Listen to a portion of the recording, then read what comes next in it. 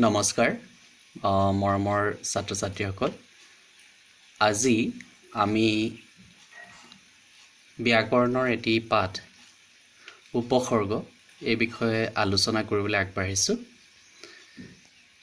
তোমালোকে এইকেইদিন বন্ধৰ সময়ছোৱাত নিশ্চয় ঘৰত পঢ়া শুনা নিয়মীয়াকৈ কৰি আছা আৰু আমিও যিহেতু দেশৰ জৰুৰীকালীন এই সময়ছোৱাত নিয়মীয়াকৈ গৈ পাঠসমূহ তোমালোকৰ সৈতে আলোচনা কৰিব নোৱাৰোঁ, গতিকে আমি অনলাইন মাধ্যমতে তোমালোকক সৈতে পাঠসমূহ আমি আলোচনা কৰিম।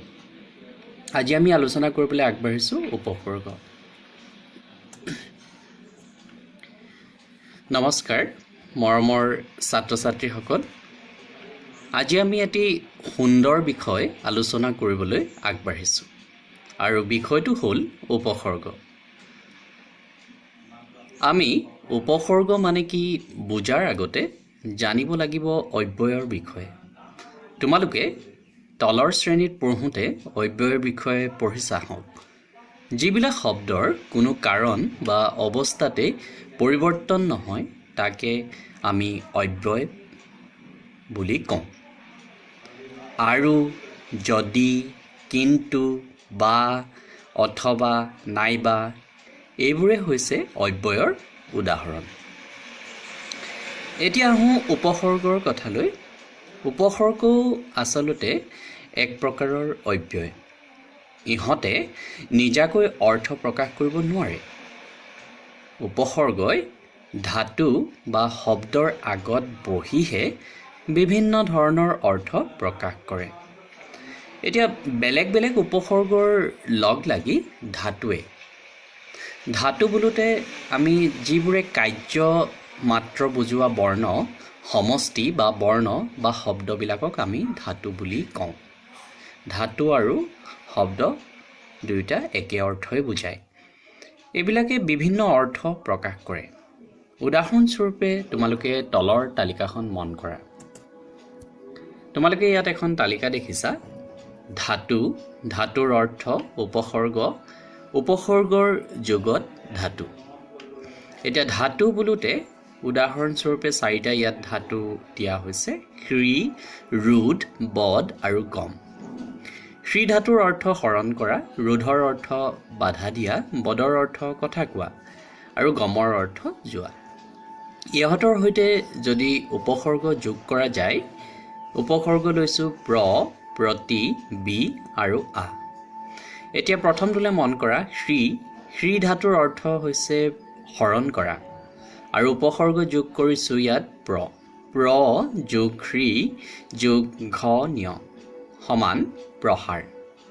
অৰ্থাৎ হ্ৰী ধাতুৰ এককভাৱে অৰ্থ হৰণ কৰা, কিন্তু উপসৰ্গৰ লগত যোগ লাগি ইয়াৰ অৰ্থ হৈছেগৈ প্ৰসাৰ। ঠিক তেনেদৰে ৰোধৰ অৰ্থ বাধা দিয়া। ইয়াত যদি আমি প্ৰতি উপসৰ্গ যোগ কৰোঁ তেতিয়া আমি পাম প্ৰতিৰোধ।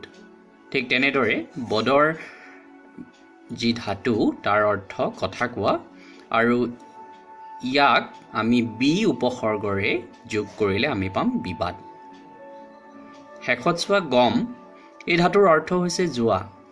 ইয়াত যদি আমি উপসৰ্গ আ যোগ কৰোঁ, আ যোগ গম যোগ অনত সমান আগমন।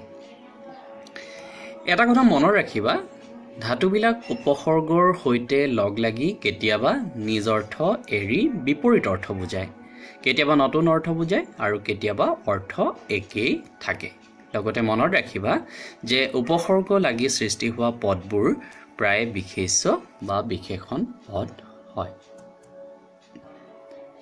যিহেতু আমাৰ ভাৰতীয় ভাষাসমূহৰ প্ৰায়বোৰ আধুনিক ভাৰতীয় ভাষাৰে মূল হৈছে সংস্কৃত ভাষা, আৰু আমাৰ মাতৃভাষা অসমীয়াৰো মূল সংস্কৃত ভাষা। সংস্কৃত ভাষাত উপসৰ্গৰ সংখ্যা মুঠ 20টা, আৰু এই 20টাই উপসৰ্গ অসমীয়া ভাষাটো ব্যৱহৃত হয়। সেইকেইটা হ'ল প্ৰ, পৰা, অপ, সম, অনু, অব, নিৰ, দূৰ, অভি বি অধি হু উদ অতি নি প্ৰতি অপি পৰি উপ আ এইবোৰ ওপৰত উল্লেখ কৰা মুঠ 20টা মূল উপসৰ্গৰ উপৰিও অসমীয়া ভাষাত কিছুমান বিদেশী উপসৰ্গ বিদেশী বুলুতে বিদেশী ভাষাৰ যিবিলাক শব্দ আমাৰ অসমীয়া শব্দ ভাণ্ডাৰলৈ আহিছে আৰু অসমীয়া ভাষাটোৰ নিজা অৰ্থাৎ অসমীয়া উপসৰ্গও সময় সময় ব্যৱহৃত হয় এতিয়া অসমীয়া উপসৰ্গৰ উদাহৰণ ইয়াত দিছো মই অ আ আও অনা উ নি হু ইত্যাদি বিদেশী উপসৰ্গৰ উদাহৰণ ঠিক তেনেদৰে বে গড় কাৰ বদ বৰ আদি এতিয়া আহাচোন চাওঁ এই আমি 20টা উপসৰ্গৰ ব্যৱহাৰ আৰু প্ৰয়োগ কিদৰে কৰিব পাৰি তোমালোকে ইয়াত দেখিছা প্ৰথমে লৈছো প্ৰ ইয়াৰ জৰিয়তে আমি গঠন কৰিব পৰা নতুন ধাতু ৰূপ অৰ্থাৎ উপসৰ্গযুক্ত যিবিলাক আমি নতুন ধাতু পদ পাইছো প্ৰণাম আমি জ্যেষ্ঠজনক প্ৰণাম জনাও প্ৰহৰ আজি প্ৰহৰ ৰ'দ পৰিছে প্ৰকৃতি বসন্ত ঋতুত প্ৰকৃতি মনোৰম হৈ পৰে পৰা উপসৰ্গযুক্ত হৈ নতুন ধাতু ৰূপ পাইছে পৰাধীন জাতিৰ উন্নতি নাই পৰামৰ্শ আপোনাৰ পৰামৰ্শ গ্ৰহণযোগ্য পৰাশ্ৰয়ী আমাৰ চৌপাশে কিছুমান পৰাশ্ৰয়ী উদ্ভিদ আছে এতিয়া আৰু কিছুমান ইয়াত মই ঠিক তেনেদৰে উদাহৰণসহ বাক্য ৰচনাসহ ব্যৱহাৰসহ দেখুৱাইছো তোমালোকে চোৱাচোন সম অনু অব নিৰ দূৰ অভি বি অধি হু উদ অতি নি প্ৰতি অপি পৰি উপ আ